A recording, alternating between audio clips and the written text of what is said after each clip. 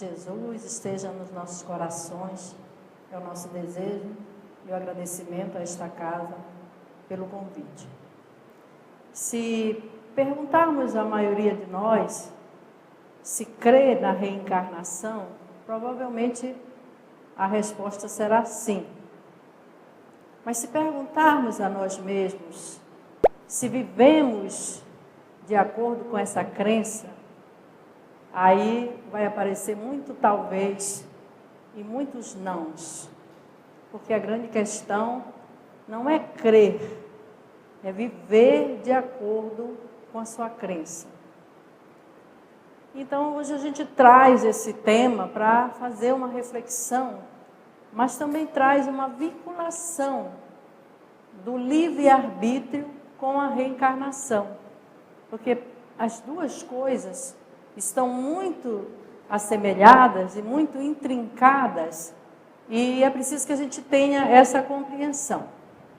Então a gente vai fazer algumas reflexões hoje aqui sobre a reencarnação e sobre o direito de escolher, que chamamos de livre-arbítrio. Então vamos lá. O espírito é criado simples e ignorante. Aliás, nós espíritas conhecemos essa frase de cor. Mas o que significa isso? A palavra ignorante às vezes é confundida com dureza, e não é esse o sentido. O sentido é sem conhecimento. Então, quando Deus cria os espíritos, e Ele cria incessantemente, Ele cria simples, isto é, sem nada para começo e sem conhecimento.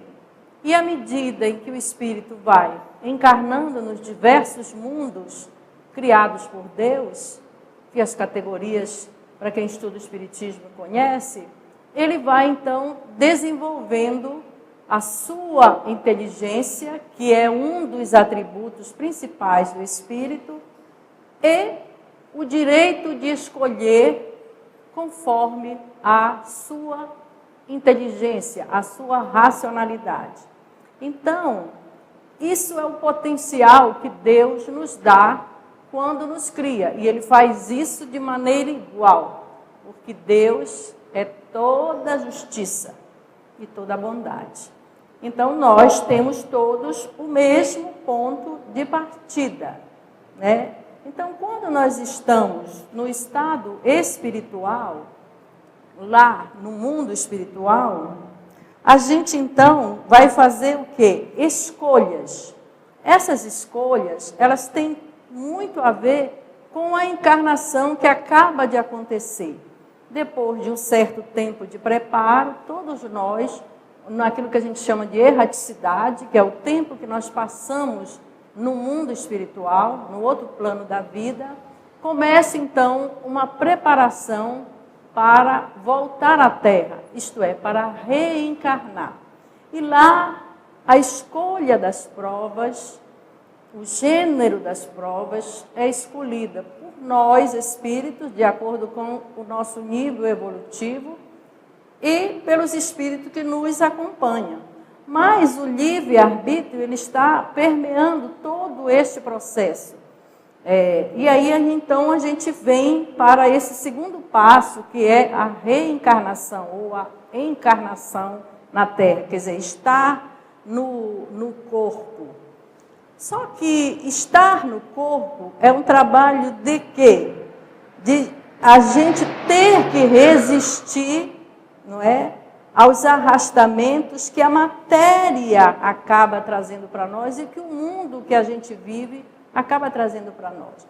Quando Kardec, em toda a sua obra, se refere a espírito, aquele que está desencarnado, e se refere a alma para o que está encarnado, por que será que tem essa mudança? Por que chama a alma para o espírito que está encarnado? Porque não é a mesma coisa. No sentido de que, quando nós estamos encarnados, a matéria, sim, tem uma grande influência na nossa vida. Ela pesa. Então, nós temos mais dificuldades de perceber as nossas escolhas, os nossos equívocos, em função dos arrastamentos que a própria matéria faz. E isso é mais ou menos de acordo com o nível evolutivo. Quanto mais evoluído for o espírito, menos a matéria pesa. Mas quanto mais involuído ou falta de evolução, mais a matéria acaba pesando nas nossas vidas. Então, o livre-arbítrio, ele também tem um certo cerceamento em função da condição nossa no espírito. E vale lembrar que a Terra ainda é um planeta de provas e expiação. Isso quer dizer que quase a totalidade de nós que habitamos o planeta Terra somos espíritos imperfeitos. Então, temos muita dificuldade de lidar com esse livre-arbítrio. Então, durante essa encarnação, a gente vai se dar com o trabalho, com a escola, com os hobbies, com a casa, com os amigos, com a família. E tem um caminho a percorrer com todas essas interfaces, com tudo aquilo que se apresenta para a vida na Terra. E nessa caminhada, a gente sempre tem a faculdade de fazer a escolha entre o bem e o mal. É uma escolha nossa. Às vezes a gente pensa que há um determinismo e a gente vai ver que não é assim. Isso é muito relativo. A escolha sempre é nossa, sempre é do espírito. Muitas vezes a gente não está preparado para fazer a escolha e faz a escolha equivocada. Mas que a escolha sempre nossa é. Então, essas atividades que a vida na Terra, que às vezes a gente fala muito que essas dificuldades, trabalhar, a escola, o estudo, a própria família, isso tudo é como se fosse um peso. A gente faz atendimento fraterno, acabei de fazer alguns ali na federação, e a gente ainda vê a dificuldade considerada como um peso. E, na verdade, são oportunidades que nós temos toda vez que a gente volta na Terra, é uma nova oportunidade dada. A encarnação é isso, é uma bênção do recomeço, segundo a fala de Emmanuel. Então, é uma bênção estar encarnado na Terra. E a gente ainda acha que isso é peso. E aí, então, a gente vai olhar a questão 843 do Livro dos Espíritos, onde Kardec pergunta: tem o homem o livre-arbítrio de seus atos? Kardec sempre fazia ótimas perguntas. Ele diz, as respostas dos Espíritos foi essa aí. Pois que tem a liberdade de pensar, tem igualmente de obrar, né? De praticar. Sem o livre-arbítrio, o homem seria uma máquina. Então, quando Deus dá essa faculdade ao Espírito, o direito de escolher, é pela bondade infinita dele, porque ele dá a nós o mérito da nossa escolha. Se não fosse assim, o mérito era dele, se a escolha fosse de Deus, mas ele também dá a nós a responsabilidade por essa escolha. Não é um castigo, é a responsabilidade sobre as nossas escolhas. E aí a gente vai ver que existem algumas correntes, né, na Terra sobre o que é a nossa vida aqui na Terra. Então, alguns acreditam que o homem está programado, que tudo é determinado. Deus já diz, até os próprios espíritas, quando a gente fala de planejamento reencarnatório, alguns entendem que este planejamento está tudo certinho, amarrado, tudo vai ser, até a cor do cabelo. Não é assim, existe um plano de volta. Este plano, ele pode ser mudado, ele pode, justamente por conta do livre-arbítrio. Ele pode ser feito igual, ele pode ser feito melhor, ele pode não ser feito pelo livre-arbítrio do homem. Então, não há um determinismo, mas existem algumas pessoas que creem que tudo está programado. Existe uma outra corrente que ele diz assim, que é a corrente existencialista. O homem é um ser dotado de razão, de livre escolha, e ele pode mudar sua rota através do seu livre-arbítrio. É uma outra corrente. E a gente vai ver aqui o que o Espiritismo tem a dizer dessas duas correntes. Qual é que está correta, né? Qual é, na opinião de cada um de nós, o que está correto? Se é aquele que acredita que Deus programou tudo ou que o homem é que pode fazer tudo quando volta aqui na Terra e vem fazer esse novo caminho.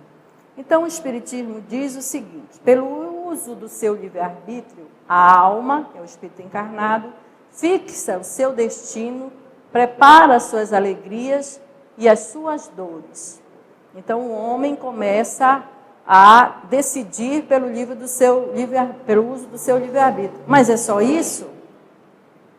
O destino, então, é resultante, através das vidas sucessivas, das próprias ações e da livre resolução, ou resoluções.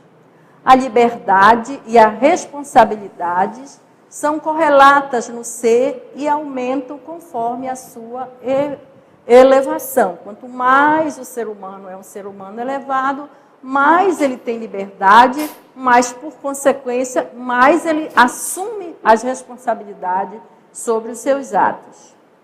Fatalidade, que é o determinismo, e livre-arbítrio, então, coexiste nos mínimos ângulos da nossa jornada terrena. Então, nenhuma nem outra. As duas coisas acontecem simultaneamente, isto é, em determinadas situações, nós não podemos fugir daquilo. Mas por que a gente não pode fugir? É porque, então, foi determinado por Deus? Não. Porque, às vezes, você pode dizer assim, poxa, mas quem já vem em situação? Quem não enxerga, quem nasceu pobre, quem tem dificuldade, quem passa por miséria, abandono e tudo. Então, foi Deus que escolheu isso? E Ele não escolheu, Ele já nasceu assim. Ele não escolheu nessa encarnação. É por isso que a relação entre livre-arbítrio e reencarnação ela é muito estreita. Porque Ele não escolheu nessa, mas Ele escolheu numa outra. Porque se a gente não entender assim, a gente vai derrubar a faculdade mais importante de Deus, o atributo mais importante de Deus, que é justiça. Então, Deus escolheria alguém para ser feliz e outro para ser infeliz. E aí, então, eu derrubo o conceito do Deus justo. E por isso que o espírita acredita na reencarnação. Não é porque alguém veio lá do mundo espiritual e disse que já viveu muitas vidas. Ele acredita simplesmente porque ele crê na justiça divina. Ele crê neste atributo da justiça divina. Mas o atributo de Deus é justiça e bondade. Não é só justiça, nem só bondade. E se é justiça e bondade, Ele é justo e dá a nós a responsabilidade para reparar seus erros, quantas vezes forem necessárias, com um Pai amoroso e bom, que dá várias oportunidades a seus filhos. Por isso, a reencarnação também é uma prova da bondade divina. Quando um espírito, antes de reencarnar, escolhe a família, o meio social e as provas, está usando a faculdade de livre-arbítrio, em concordância com situações, problemas do pretérito, quadro de resgates para o futuro. Então, nessa preparação, nesse plano, se leva em consideração o que eu fiz nas outras existências, mas o que eu necessito também para que eu possa evoluir. Muitas pessoas pensam que o sofrimento é só um quadro de resgate. Não, há espíritos que já têm consciência da sua necessidade de melhoria e escolhe a prova como crescimento. Eu estou há muito tempo nesse padrão evolutivo. Eu preciso passar por umas outras provas. Eu preciso de um teste como um aluno que vai no ensino fundamental, que depois vai para o ensino médio, mas vai para a faculdade, mas ele não se contenta só com o ensino superior, ele vai para a pós-graduação, ele não se contenta com isso, ele vai para o pós-doutorado. Nós também escolhemos, e aí ele tem que passar por todo aquele período de estudo para crescer em conhecimento intelectual. O espírito não é diferente, ele também quer melhorar. E muitas das provas que a gente olha e diz, coitado do fulano, deve ter sido uma pessoa muito ruim na outra encarnação, porque olha quanto que ele sofre. E não é, é um espírito melhor do que nós, que escolheu aquilo para crescer evolutivamente. Então, a gente precisa entender também isso antes de estarmos fazendo alguns julgamentos. Determinismo relativo, porque pode sofrer alterações em função da misericórdia divina, que é o que Pedro falou para nós. O amor cobre uma multidão de pecados. Então, esse próprio determinismo, de acordo com as nossas necessidades do pretérito, ele também pode ser mudado, porque eu posso fazer resgate pelo amor e fazer uma quitação com a lei divina. O Alberto tem uma frase que a gente repete sempre, porque acho que ela é muito exemplar para isso que a gente está falando agora, que ele diz assim: entre o erro e a dor tem um caminho. A dor só chega se o amor não chegar primeiro. Então, a gente pode sim fazer resgates de débitos passados pelo amor. E era o que o Pedro dizia para nós. Então, o livre-arbítrio, ele não é absoluto, principalmente nos espíritos menos evoluídos. Porque nós temos necessidade de passar, às vezes, por expiação. E não tem como mudar aquilo que a gente fez a gente mesmo.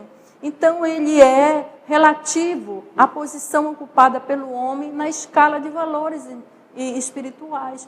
Quanto mais evoluído eu sou, menos eu necessito de que alguém me imponha a responsabilidade sobre algo que eu fiz, porque eu sei das minhas responsabilidades. É quando a gente olha para os filhos da gente e consegue já perceber que a gente pode entregar a chave da casa para ele, porque ele é uma pessoa que já tem um certo nível de consciência e de responsabilidade. Há outras ocasiões em que a gente esconde a chave dos filhos, porque sabe que ele vai fazer bobagem. É mais ou menos isso que Deus faz com a gente quando nos tolhe o livre-arbítrio. Porque se o homem tivesse o total livre-arbítrio, de acordo com o nível evolutivo que nós estamos, o primeiro uso que ele tinha que fazer dessa liberdade absoluta era afastar de si todas as causas do sofrimento. E aí ele ia perder essa oportunidade de crescer, de melhorar. Ele ia perder também, ia se encrencar, né, vamos usar esse termo, muito mais, né, porque ele queria a felicidade total. E aí então ele ia acabar se complicando mais do que já traz. Essa é uma frase de Leon Denis, né, que foi contemporâneo de Kardec. Então, esse conceito exalta a sabedoria divina ao graduar o livre-arbítrio, por cujo uso pode o homem fugir das provas e experiências pré-escolhidas ou então superá-las evangelicamente, vencendo-as. Muitos programas reencarnatórios não são cumpridos por nós. Quando a gente volta, a gente diz assim: não, na próxima encarnação eu vou vencer essa dificuldade. E aí a gente volta para lá com o plano tudo mal feito, porque a gente quer viver na Terra de forma, como disse Leon Denis, para afastar tudo. Então, não, eu escolhi essa prova, mas não vou dar conta. É melhor eu não fazer. E muitos de nós fazemos isso e perdemos muitas encarnações estagnando, porque o espírito não retrograda, mas estagna. E a estagnação, como diz Chico Xavier, que é o maior sofrimento para o espírito ao chegar lá, é a consciência do tempo perdido. E a gente vai ver isso quando volta lá e percebe isso. Então, para que a gente possa usar melhor o nosso livre-arbítrio, a gente precisa fazer essas questões. Eu quero, eu posso, eu devo, né? Paulo já dizia isso, né? Tudo eu posso, mas nem tudo me convém. Então, eu tenho o direito de escolher, de fazer o que eu quero, de respeitar as pessoas, não é? De magoar as pessoas, não é? De fazer o mal, de pensar mal. Mas isso convém a nós espíritos, principalmente nós espíritas, isso convém a nós, não é? Isso vai fazer bem a nós. Então, é preciso que a gente possa refletir quando a gente quer as coisas. É o querer, não é? Esse querer, às vezes, atrapalha muito a nossa vida. Então, querer eu quero, mas eu posso fazer isso? Magoamos pessoas a quem dizemos amar, não é? Então, é possível fazer isso com o atributo da inteligência que me diz que aquele foi um ser humano, os filhos que maltratam seus pais e vice-versa, que aquele foi um ser humano que me deu a vida, ou sou aquele ser humano que eu recebi como filho, cuidei, e como é que eu posso gerar ódio e tudo? Eu posso fazer isso? Eu devo fazer isso? Isso são questões que nós devemos analisar todos os dias de nossa vida, em qualquer das nossas atitudes, para que esse exercício de ter o direito de escolher seja um exercício feito com equidade, com respeito a nós mesmos, principalmente, pelo aquilo que a gente veio fazer na Terra, que é nos tornar seres humanos melhores, né? Então, quais são os perigos também para esse exercício do livre-arbítrio? O que é que nos atrapalha para fazer melhores escolhas? Uma das coisas que mais nos atrapalha é culpa. Bom, culpado nós todos somos, porque nós já fomos os inquisitores, os bárbaros, os senhores de escravos, todos nós já temos umas histórias aí, trazemos culpa. Mas isso é bom para nós cultivar essa culpa? Ah, mas eu sou mesmo assim, um espírito culpado, eu tenho que sofrer, eu fiz tudo de errado. Isso é bom para nós? Não é bom. Passado não se muda futuro através do presente. Então, essa autopunição, que acaba gerando uma baixa estima, medo de escolhas, isso tudo é falta de fé em nós mesmos e na providência divina. A fé, ela é humana e divina. Nós precisamos perceber que nós temos potencialidades que Deus nos deu, que o próprio Jesus nos disse que vós sois Deus, no sentido de que nós temos dentro de nós sementes de amor, semente do bem, e que é preciso semear corretamente para que elas possam florescer. Então, estabelece isso tudo aqui um clima desfavorável ao desenvolvimento do nosso livre-arbítrio. Toda vez que a culpa, a autopunição, a baixa estima, o medo, se apresenta muito forte em nós, a gente tem maiores dificuldades de fazer melhores escolhas para a nossa vida. Então, esses são alguns dos perigos para o exercício correto do livre-arbítrio. Para concluir, subordina-se o homem ao livre-arbítrio relativo e ao determinismo relativo, como eu já falei. Não existe aqui na Terra, com raríssimas exceções, aqueles de nós que possamos ter o exercício do livre-arbítrio pleno, porque as nossas imperfeições, elas ainda estão muito presentes em nós, e aí nós vamos ter dificuldade para esse exercício pleno, sem nos complicar. A reencarnação abre com facilidades os redutos do livre-arbítrio. Então, é ela que vai abrindo devagar a cada um de nós, a cada encarnação, a gente vai burilando alguma área do nosso espírito que não foi burilada, e a gente vai melhorando essa necessidade. A responsabilidade, no entanto, não tem a mesma dimensão para todos os homens, nem para todos os atos. Isso aqui é uma coisa que a gente quer fazer um parêntese rapidinho, né, por causa do nosso tempo, que nós precisamos também entender isso.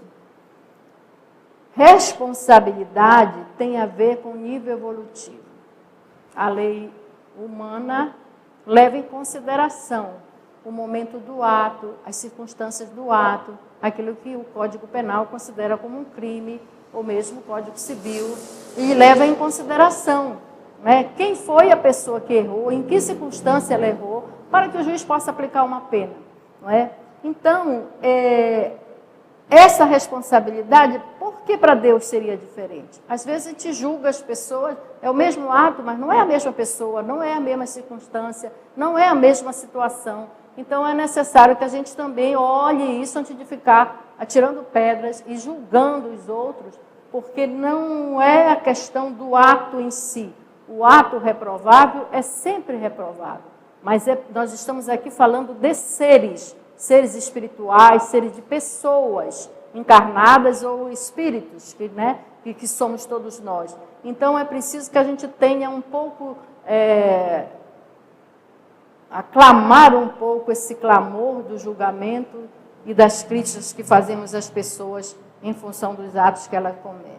A justiça divina faz as necessárias e sábias diferenciações em consonância ainda com os preceitos de Jesus. Ao que mais recebeu, mais será exigido. Então, aquele que teve conhecimento, aquele que teve um bom lar, aquele que teve tudo que podia, aquele que teve o esclarecimento, ele é mais responsável do que aquele que não teve.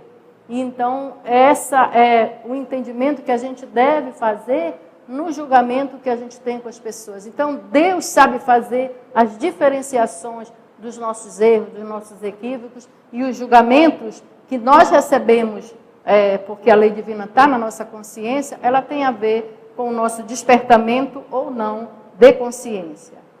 Então, a gente termina desejando a todos nós que a gente escolha ser feliz com Jesus, no sentido de que, dos preceitos de Jesus, a receita nós já temos, amar a Deus e amar ao próximo como a nós mesmos. É essa a receita. Ou, traduzindo para a lei áurea, que chama, não faças aos outros aquilo que não quereis que vos façam.